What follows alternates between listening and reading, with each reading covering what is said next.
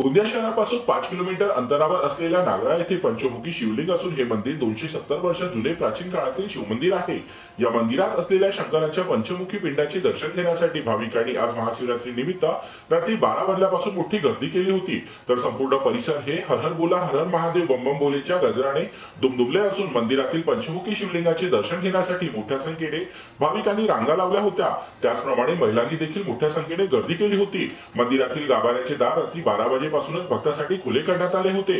तर आज महाशिवरात्री निमित्त भक्तांची मोठी गर्दी बघता मंदिराच्या गाभाऱ्यात भाविकांना प्रवेश नाकारण्यात आले असून भाविकांना दुरूनच पंचमुखी शिवलिंगाचे दर्शन घ्यावे लागले। हम लोग 5 बजे से लाइन में लगे हुए हैं और सवेरे मैंने 4:30 बजे यहाँ पर पहुँचे हैं। और महाशिवरात्रि का पर्व ऐसा है कि भगवान शिव की आराधना के लिए हम लोग यहाँ पर पहुँचे हुए हैं और अच्छे से दर्शन हो जाए, यही हमारी सबकी की मनोकामना। और शिव भगवान सभी को प्रसन्न रखे, एक साल तक पूरे साल भर और हर सभी की मनोकामना पूरा करे।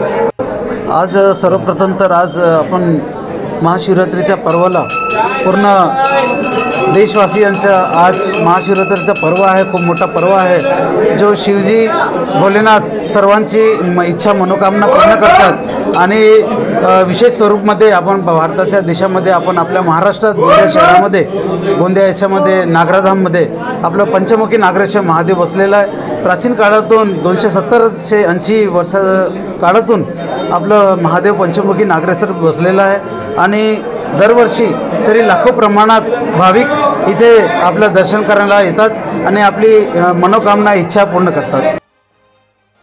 दरवर्षी महाशिवरात्री निमित्त नागराधाम मंदिरात महाराष्ट्रासह गोंदिया जिल्ह्याला लागून असलेल्या मध्य प्रदेश, छत्तीसगड आणि विविध भागातील भाविक मोठ्या संख्येत पंचमुखी शिवलिंगाचे दर्शन घेण्यासाठी येतात। तर हे मंदिर हेमाडपंथी बनावटीचे असून अत्यंत मनमोहक असे या मंदिराचे बांधकाम आहे। या मंदिराचे वैशिष्ट्य असे की या मंदिराचा इतिहास गीता गौरवपूर येथे प्रकाशित होणाऱ्या कल्याण मासिक 1991 च्या पत्रिकेमध्ये या मंदिराचा उल्लेख केला आहे। त्यामुळे हे मंदिर 270 वर्षापेक्षा जास्त जुना असल्याचे समजून येते। त्यामुळे या मंदिरात अनेक नेते मंडळी देखील हजेरी लावतात।